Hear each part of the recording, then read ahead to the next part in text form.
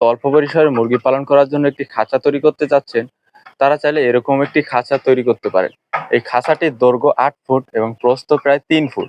3 foot দেওয়ার মূল কারণ হলো যাতে করে হাত দিয়ে মুরগির বাচ্চাগুলোকে ধরা যায় বা ভালো করে দেখে শুনে রাখা যায়।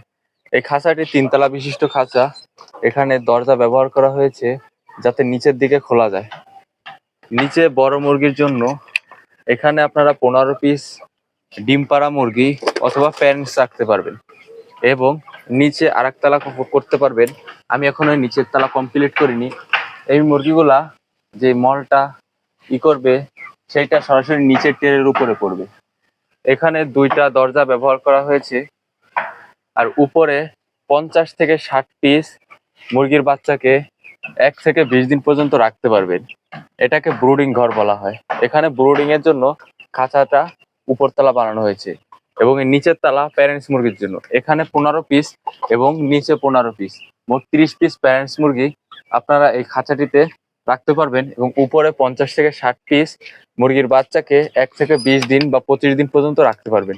এখানে ব্রুডিং করার জন্য অটো কন্ট্রোলার ব্যবহার করা হয়েছে।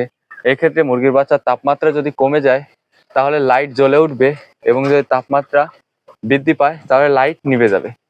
এই খাঁচাটি আপনারা খুবই কম খরচের মধ্যে তৈরি করতে পারবেন।